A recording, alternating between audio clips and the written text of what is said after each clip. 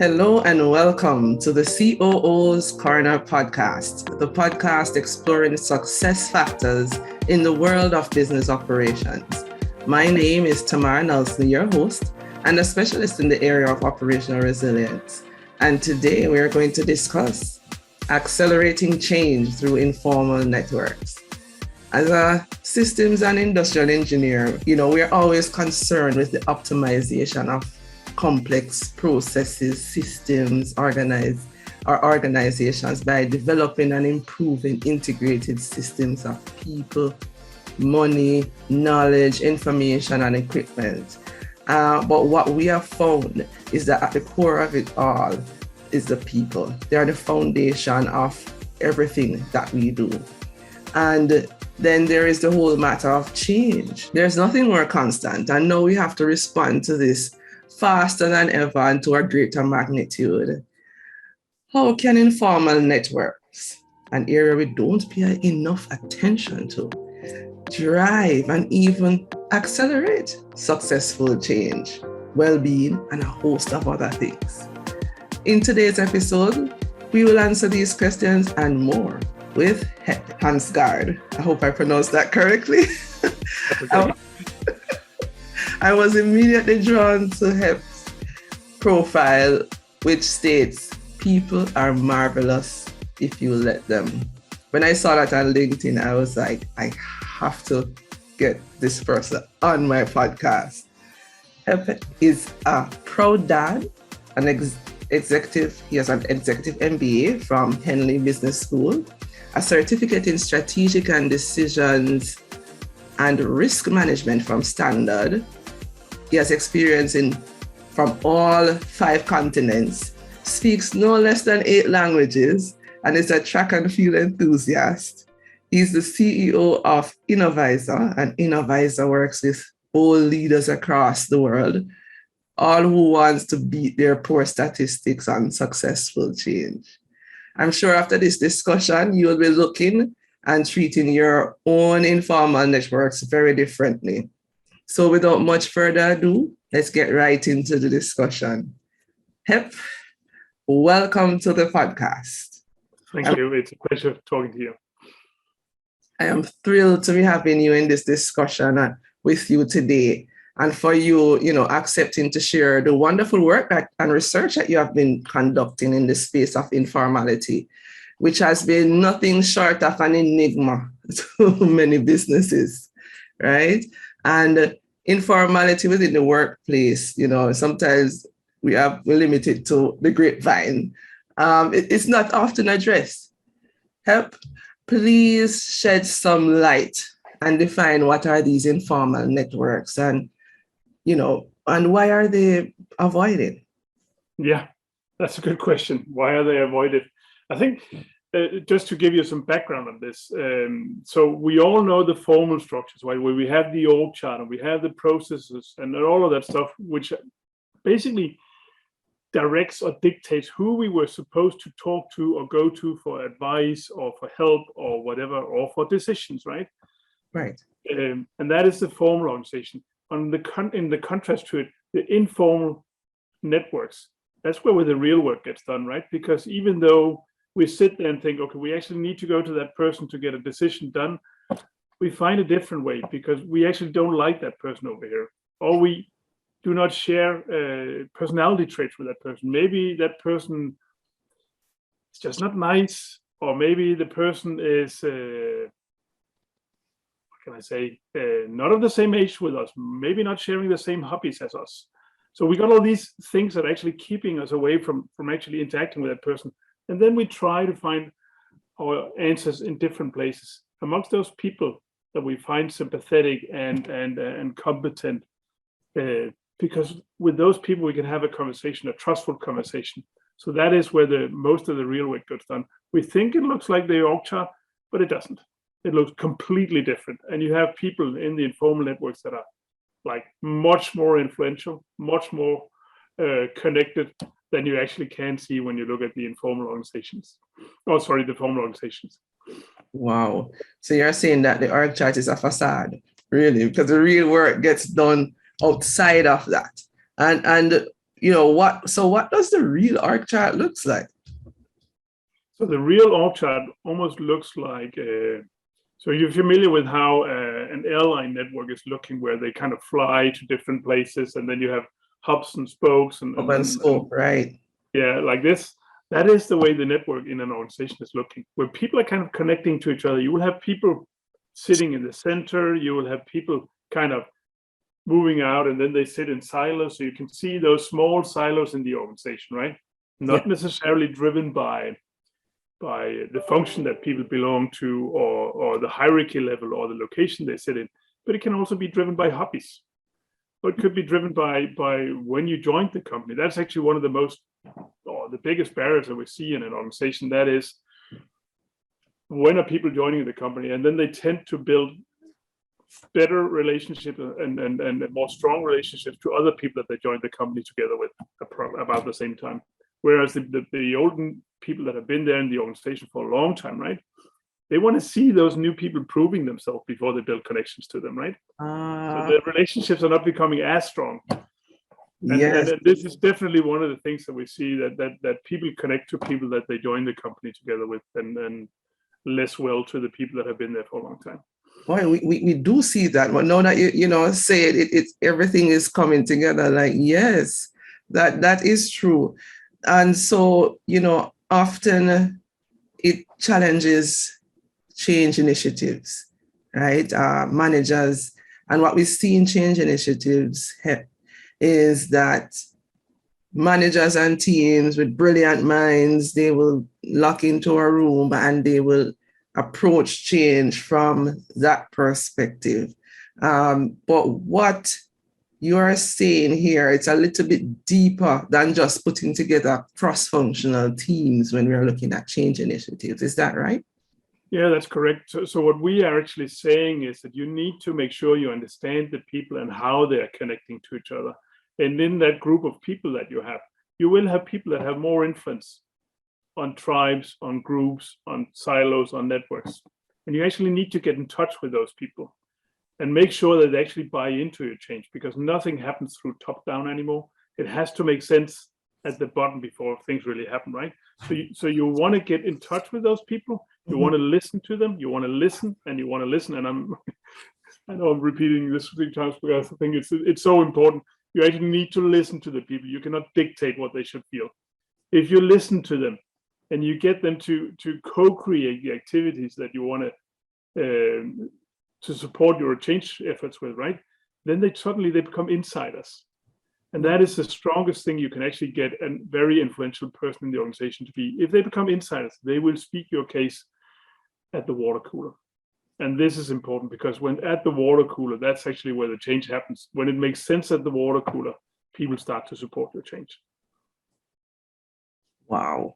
So even if they're not part of the team per se, that's doing all the work, there is a lot of work that is done at the water cooler where the real works happen. So we need to tap into those minds. And so how does that work? Do you call them into an office? There's always change management, sensitization, and training. Is that the best way to go about listening and dictate, not dictating and, touching the minds of these persons? What's the best way to do this? Well, it's a good question, really. I think we need to remember that these are informal influences, right? And you want to keep it informal as well. Right. So some of the CEOs that we've asked where we identified their influences, and we identified like small groups of people. So it's typically around 3% of the people that shape the perception of up to 90% of their colleagues. And that's a rule. I call it #3% rule, or we call it #3% rule. The reason why we call it a rule is sometimes it's 2.7%, other times it's 3.2%, but it's always around 3%. Mm-hmm. Good. So if a CEO now knows those 3%, right? What would the CEO then do? Would the CEO call them all into a big meeting and then dictate what they should know? No, he shouldn't. What he actually needs to do is actually to engage in those one-on-one conversations, or small, formal focus group sessions. Sit down and listen to them. One CEO we work with actually he was from New York, right? A major entertainment company. He brought the people down to the streets of New York, and then he had brown bag lunches with them. So he actually sat down at the street, bought brown bag lunches for them, right? And then the CEO that really liked beer. So what he did was that he invited a selected group of those influencers. He invited them into his office every Friday, right? So a new group every Friday, Yes. and then he was offering them a Belgian beer that they could drink together. So it was a beer with a CEO, right? And when you have this thing where you sit down and you just have beer, and it was a draw beer, by the way, you kind of get to be a bit more informal. Got you. Right? And they talked about life. They probably talked about their hobbies. And maybe he did ask them one or two things about, okay, so how's life here in the organization?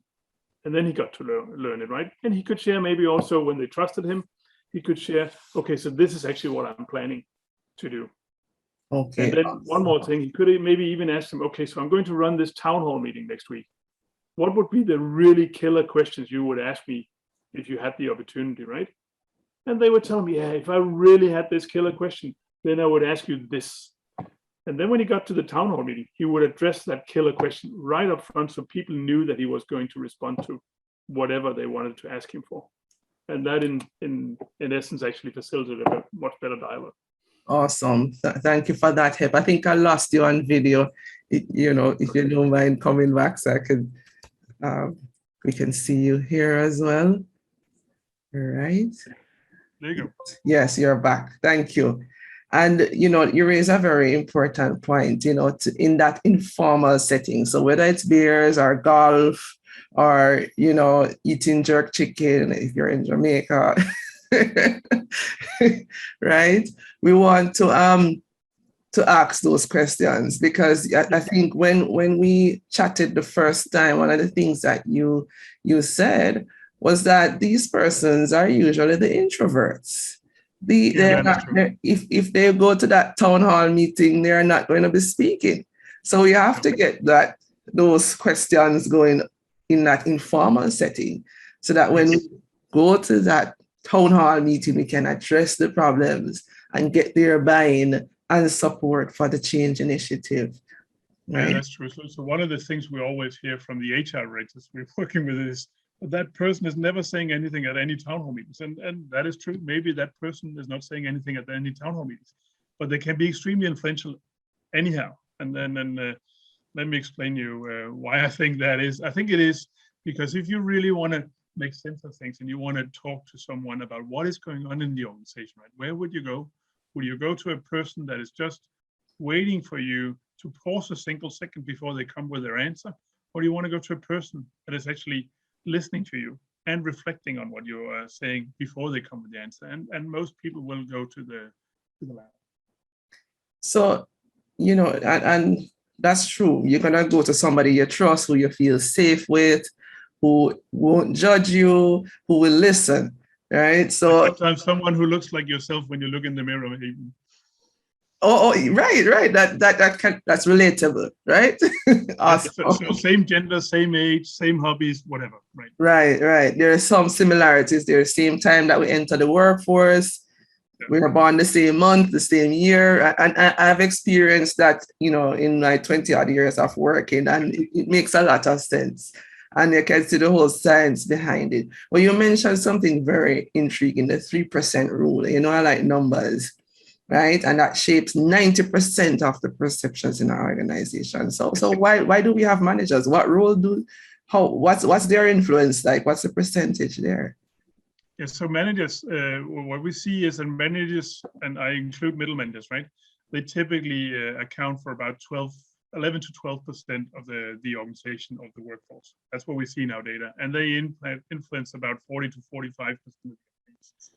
This also means that you cannot succeed with change unless you get somebody else to speak your case in front of the 50 to 55% that you're missing out on. So you're missing out on half of the organization. Yeah, that is true. But I'm not saying that managers do not have a role, because they actually do have a role.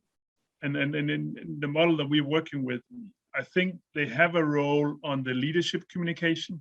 They need to come up with a strategy that makes sense, make it what do you call that?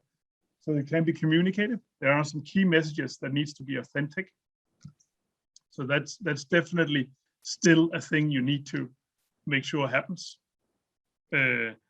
We often talk about that you can also find very influential managers inside, at least large enterprises. And if you can get those people to make the messages authentic, then you're doing a good thing for yourself. Then the second thing that leaders also have to do, they really need to role model what you're trying to achieve. The role modeling is not to be underestimated. You want your leaders to behave as the change that you're trying to achieve. They shouldn't just do their own thing when they're out of the meeting with their other leaders. They need to role model what you're trying to achieve. I mean, this is like parenting, right? Your kids, they are not doing as you say, they do as you do. Yeah. Yeah. And this is extremely relevant for leaders to understand. Yes, absolutely. I actually think that some of the best leaders you can have are actually good parents too. I think good parents make good leaders. Excellent point.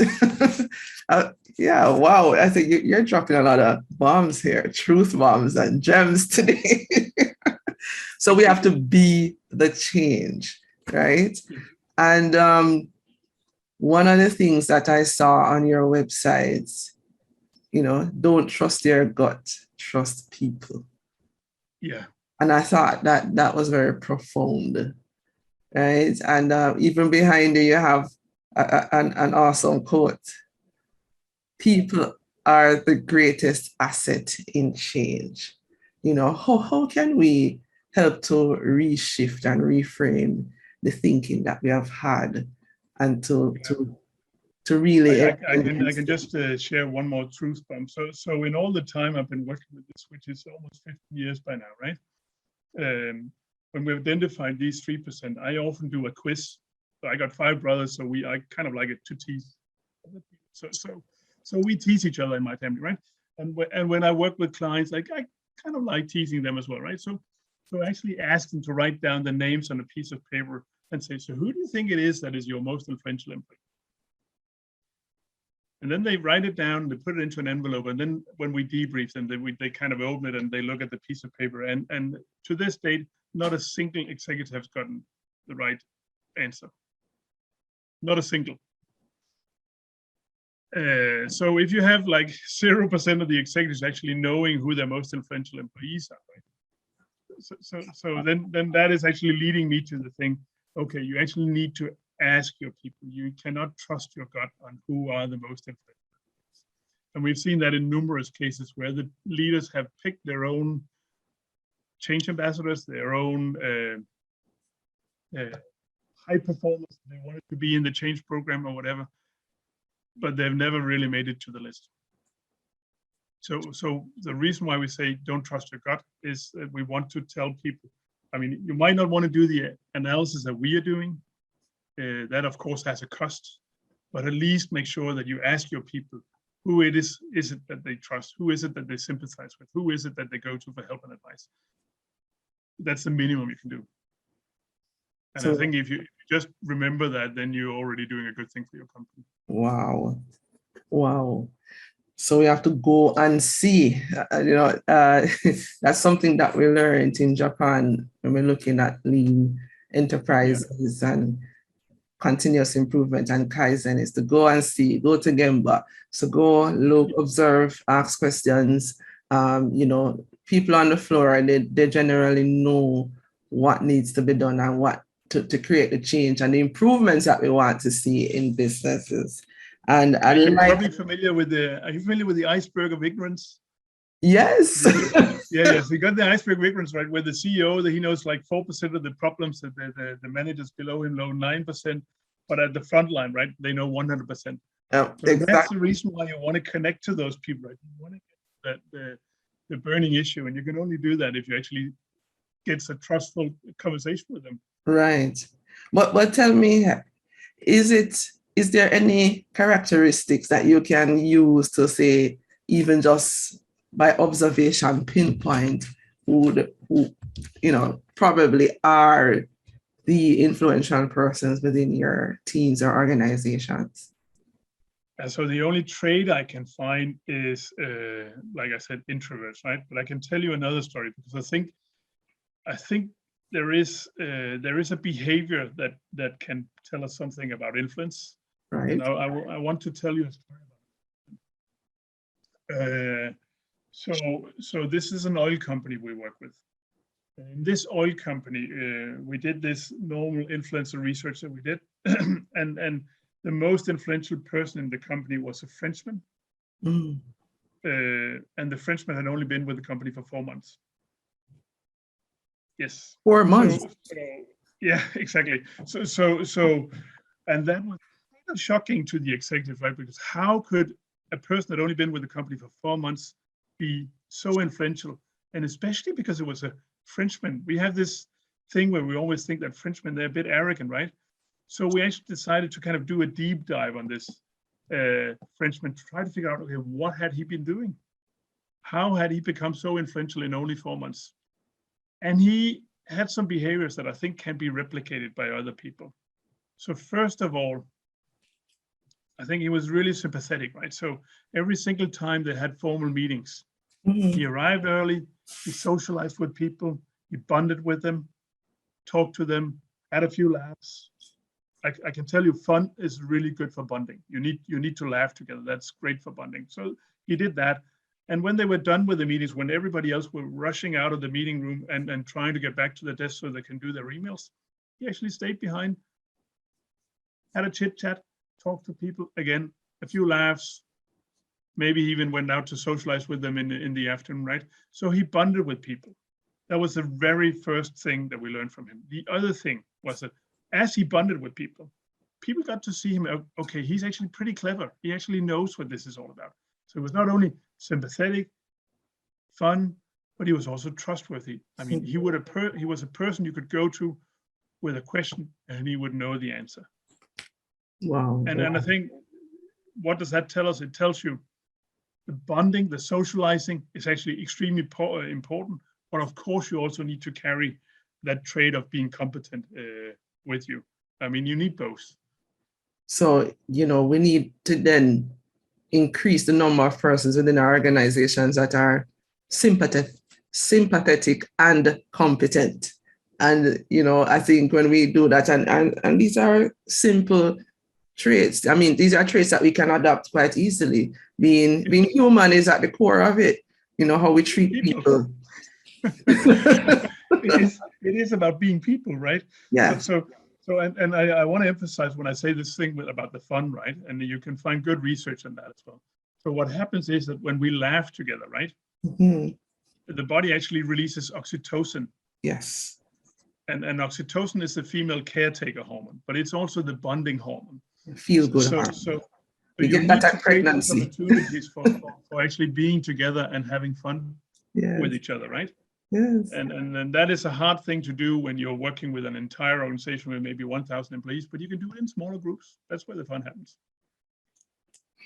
Yes, I can relate to a lot of what you just said. I remember at one time, the organization where I worked at one place, we carried in an Italian manager and very charismatic. And, he would go drink with the boys after work, and he knew their kids and which school they went to. And within a short time, he got some of the highest production rates we have ever seen.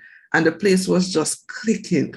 And we have never seen that happen before. And of course, when he left, it just, right?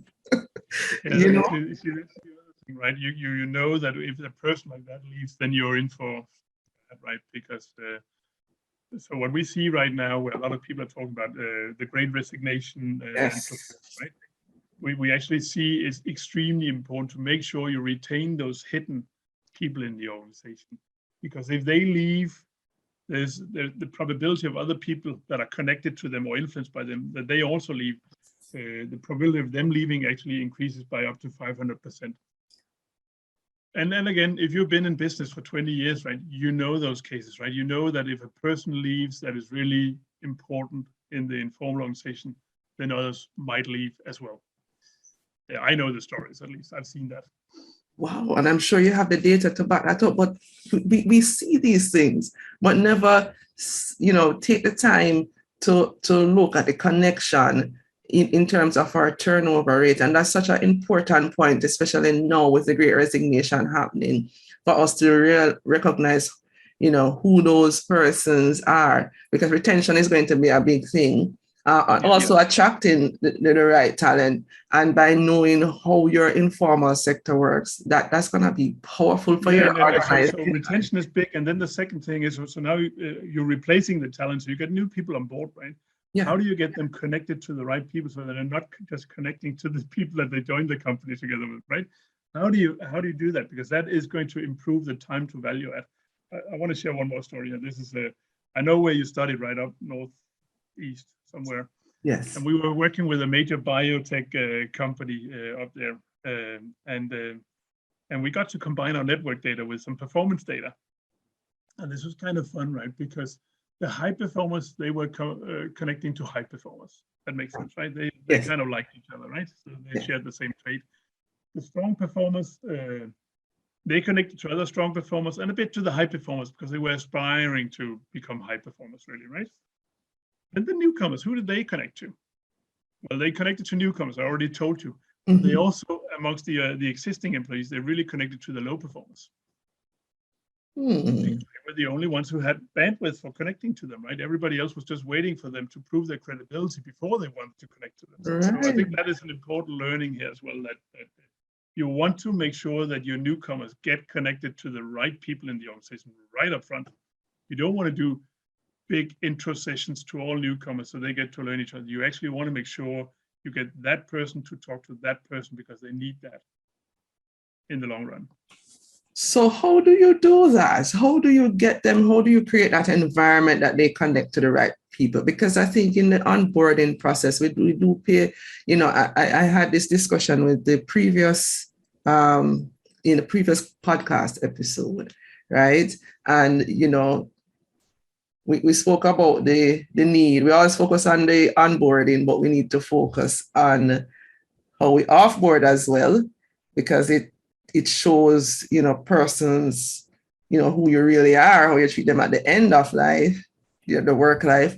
But in the onboarding process, the challenge is always, how to get them connected to those key people, the right people, the people, your high performers. What are some ways that are one way that you could mention? First of all, you need to know who those high performers are in the minds of the organization, and I think that's probably the first issue. So finding out who are really in the word of mouth, who are really the experts, right? Who is it that if I ask my colleague across the table, who should I go to get things done with something, right? Yes. They will know because they've been in the organization for a while, and they will tell you a name, and that name will not be visible on the org chart, but it will be a name that they know because that person has a reputation of helping out and knowing stuff, right? So I think the first challenge is trying to figure out, okay, what are the things that people should know about, right? Right. So depending on your organization, you can probably look at, so what are the key capabilities and competencies that you will be looking for? When you know that list or have that list ready, then trying to figure out, okay, so who will be the experts in the word of mouth? Who is it that people go to? Because then you know where is it that people go to when they need help. It's not necessarily looking as the org chart. Actually, I will almost promise you it's not going to look like your org chart. There's a shadow organization behind your organization, right? So now you know, okay, so these are the capabilities, these are the people.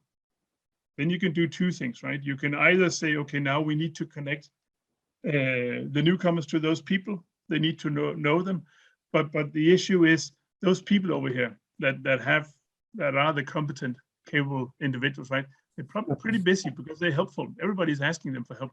So the best thing you can actually do is make sure they have someone to help them with how their work is, right? Rather than just putting more on top of it, because then you have got collaboration overload.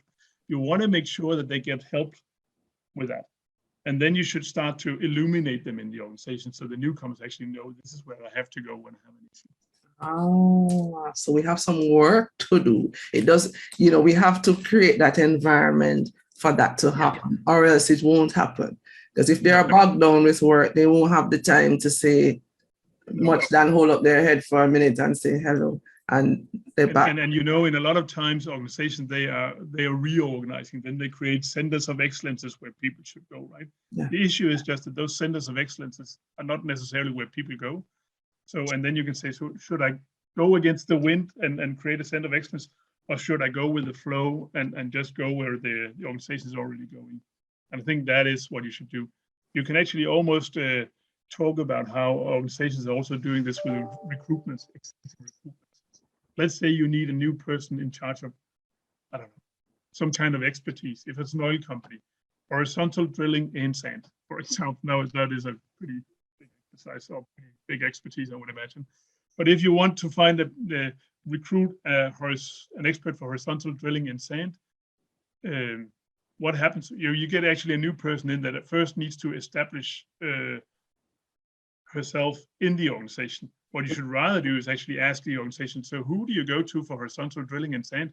Because the issue has been there all the time, right? So why don't you just work with the people that are already in the organization rather than recruiting new people in? Right. Awesome. Wow, that's some phenomenal information there, Hep. And but our listeners may be wondering, I can see how that happens when we're all, face to face and together physically. But how can this work in a virtual or hybrid realm? How can we allow people, to connect and to have the right kind of communication, role modeling, conversations, co-creation in a hybrid space? Yeah, and I think, the hybrid world or the remote world has just made this even more important because people make up their own stories. And when they make up their own stories, they try to figure out where to go. And it's seldom actually reflecting the org chart or whatever. So what we see is that, as you say, networks have been disconnected during COVID, but we can also see that those key people, they have just become even more key over the last, 21 months or so, right?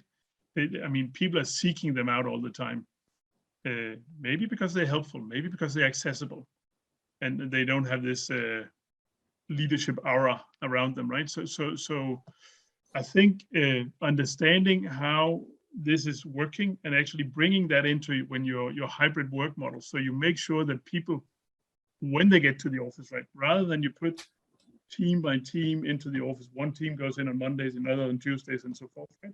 You actually define, okay, so who is it that needs to connect about what, when, and why? So it could be a Peter one day and a Julia another day, but if those two people actually need to meet each other, right, then you need to do the facilitation and the leadership up front and actually say, okay, Julia and Peter, you need to get into the office at the same day, and you need to talk about this. So there is a leadership in doing this, and it cannot be ignored. You cannot just leave it to people alone to figure out who they should connect to. Right. They have to have opportunities to make those interactions, and if yes, and create those spaces, whether virtual or physical. I can tell you, in my organization, we have defined where does it make value for people to meet. And those four things are complex problem solving. It's for when we kick off new activities where we need to align roles and responsibilities and timelines. Right. Then it's for social bonding, because I think that is extremely important and that is part of the work hours now. And the last thing is onboarding, because I don't think you can onboard people in a virtual world in a very good, we cannot, at least, I have to say. We failed miserably in March 2020, and I think we have understood now that we actually need to make sure that we get people to talk to each other, have lunch together, laugh, and so forth. Absolutely. And in terms of communication, what have your research found to be the best or most effective way of communicating change initiatives? Is it Is it by email? Because you know that, especially now, you just get you pull up your laptop or your system in the morning and you see, okay, this is happening. Wow, I didn't know that. And you're expected to go right along with what's happening. How we building that? So we know that emails are not really working well for change communication. I think there is a good research, not our research, but it's from Harvard Business Review, which says that face-to-face conversations are 34 times more powerful than an email. And I know if you cannot get face-to-face, then what do you do? And I mean, a video meeting is definitely better. Yeah. But the best thing you can actually do is actually getting down to a smaller group where people can ask questions, where they feel they can ask questions, right? So the best thing of all is a one-on-one meeting. The second best is a team meeting or a small group meeting where people can actually feel confident in asking questions. Then the third thing is the town hall meeting. But a town hall meeting where you have actually got those critical questions collected up front so they get answered right up front so people feel they can ask questions. The fourth thing we see right now is then emails. And I know so we actually do have emails, but it has to be authentic emails coming from the top, not for the communications department, not from anyone else. People want to know what is going on in the organization, then they would like to know it all the way from the top. So a good idea is actually for the top executives to spend the time on writing those emails about what is going on, what happened this week, what went well, what went not so well, and what will happen next week. Basically small status. People want to see your typo so that you're a real human, right? They want to see your human face. Right. Because often, in top management and leadership roles, it's delegated. Write an email the communications department. Yes. Yeah. Write an email to everyone telling them blah, blah, blah. Yeah. And you can see how the disconnect can happen. And the engagement is huge when it comes to change initiatives. We need that. Not only change initiatives, but, in terms of even this dispensation, surviving, and even thriving in this space. And, talking about thriving and surviving is the whole matter of well-being, right? And, wellness goes beyond just happiness and health. It's, persons want to live to their fullest potential in all aspects, be it community, career, social, physical, and financial. What's the link between informality and well-being, and how can we increase well-being, especially now that we really need that, because we are still in a pandemic situation. How can we use informality to help us through this? Yeah, and this is something that is really close to my heart. I can tell you, even before the pandemic, I was writing about loneliness in organizations. I was reading a statistics before the pandemic about, and I can't remember the number. I think it was like 30% of Americans, US Americans, that felt lonely in their workplace, which is a crazy statistic, right? And it's especially crazy because the feeling of loneliness actually has an impact on your body that actually resembles the impact of smoking 15 cigarettes per day. So this is an important issue. And we got non-smoking policies in organizations, right? But we have not got non-loneliness policy. But I think we should have it. And what we actually see in organizations is that prior to the pandemic, about 5% of people were totally detached from the work network. So nobody reached out to them for help and advice. Nobody reached out to them for a chit chat. They were just isolated, right? Just imagine the feeling that nobody's reaching out to you just to talk to you. How is that feeling, right? And what has happened during the pandemic is that number has increased to 15%. And I'm horrified about that fact because it will have an impact and we will see that in the long run, and we're just not having enough focus on it. So well-being for me is a lot about making sure that you actually connect to people in the workforce. It's also about connecting to your parents, your friends, and all of that stuff. But in this case, when we talk about well-being, I think it is about making sure that people actually have social connections in the organization, that they have someone that they consider a trusted person they can talk to, a friend, etc. The good thing is you can actually measure if these people are connected to the organization. If they have a person that they feel is a friend, they will stay around longer, because you don't leave friends. But if you don't have anything connecting you to the organization, right, then you might actually leave. Wow. So what we measure is that there, I mean, and I can tell you that as well, because well-being is also having an impact on the discussions around hybrid work, right? Yes. Actually, I think a lot of people actually like to be working a bit more from home, not Yes. having to commute to the office, and actually being able to be home when the kids got home from school and stuff. I did, at least. I think we need a level of connectivity with the organization, but we don't necessarily need too much. Which again brings me back to the point, you need to define why is it that people should meet.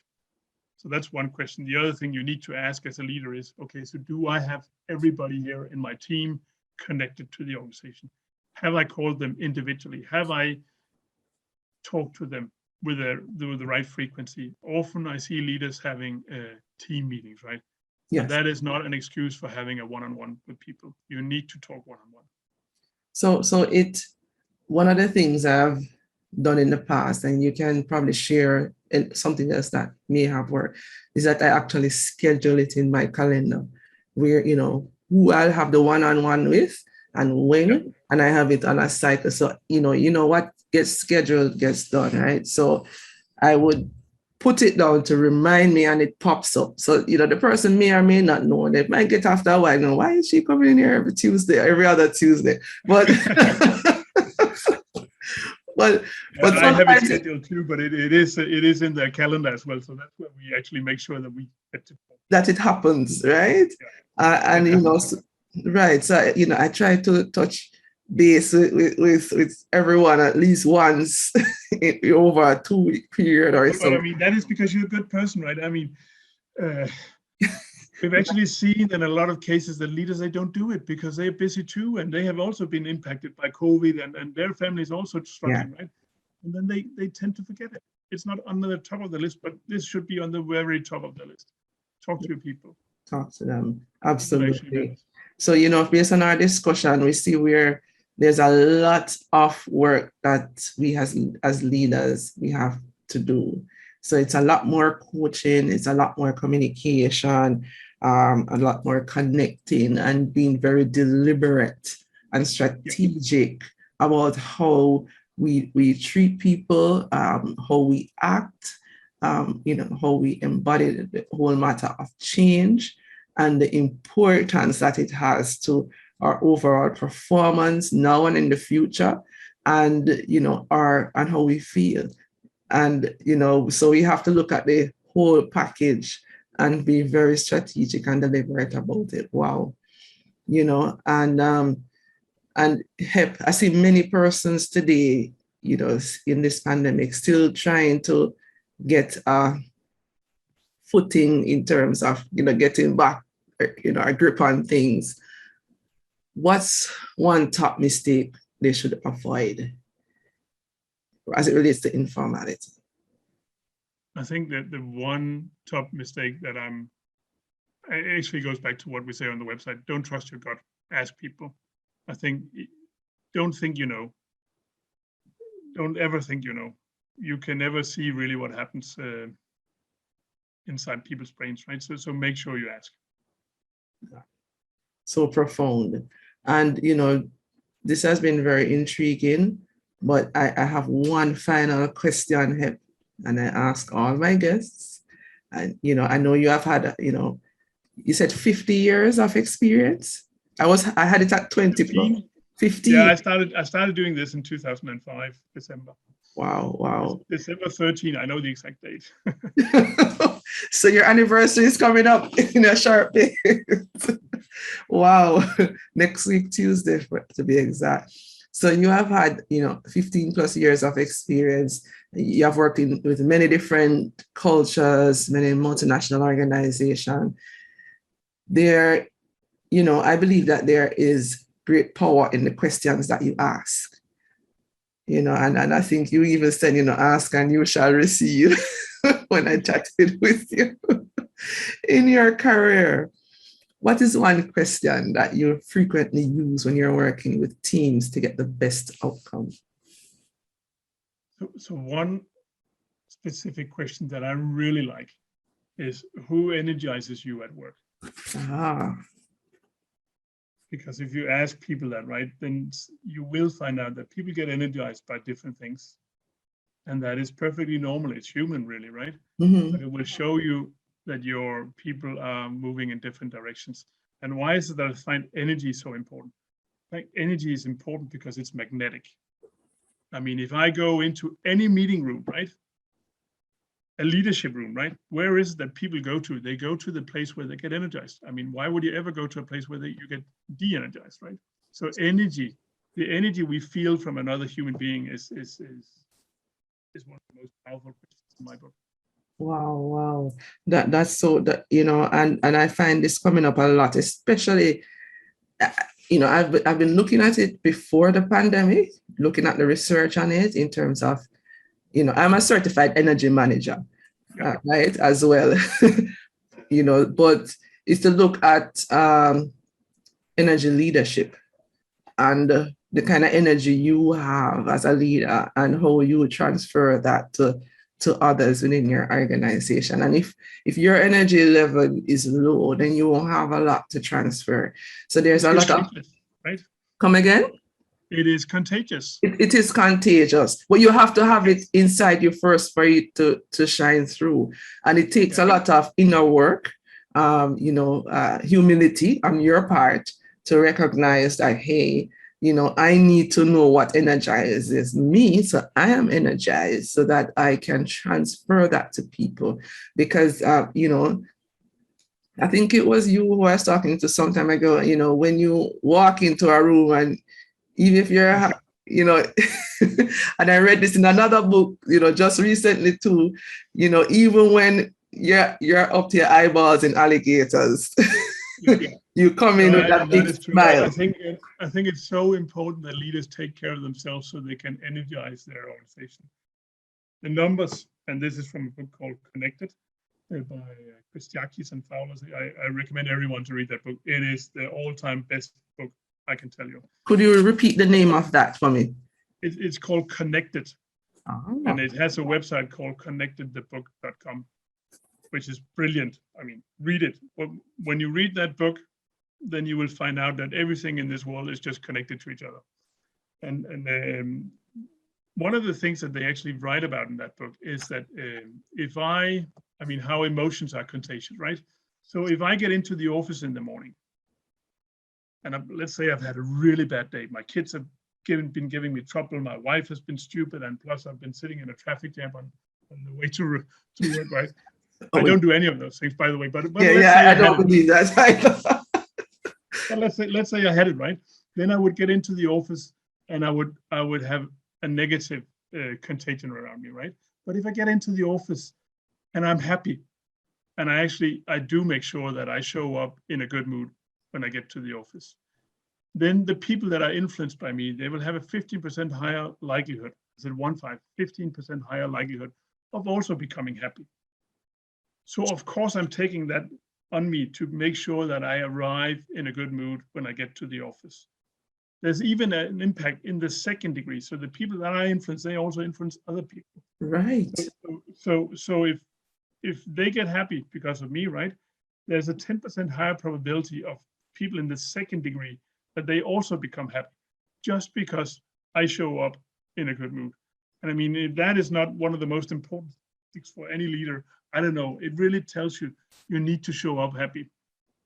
It really does. Boy, that's a great note to end with. Don't worry, be happy.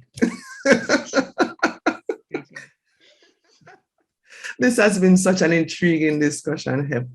Thank you tremendously for sharing your time and your insights with us today. Thank you. It was a pleasure. Thank you, Tana. Right. So there you have it, ladies and gentlemen. Engage in formal networks and succeed. A wonderful discussion with Hep. We want to thank you again. And, to you, our wonderful guests, I hope you got these gems. And, thank you so much for listening in. I hope you continue to listen in and continue to get the value from these sessions. Clearly, you can see that Hep is a magnificent human being, and you can reach out to him by connecting with him on LinkedIn, or you can look at his website, www.innovisor.com, and go there and unleash the power of networks, communities, ecosystems, using hardcore people data, algorithms, and predictive intelligence to help you, the leaders, prioritize and accelerate commitment to their change initiatives. And you can reach out to me at tamarnelson.com or on LinkedIn at Tamar-Nelson if you want to be a guest or to share your feedback or suggestions that you may have. And I would love to hear from you. You can also share and subscribe if you found this valuable, and give it a thumbs up or a rating on Apple Podcasts. We'd really like that. But please join again for another information-packed episode. As Hep said, engage. There are informal networks and succeed. And as we always say in Jamaica, until next time, walk good. Wonderful. Good. Nice talking to you. It's my pleasure.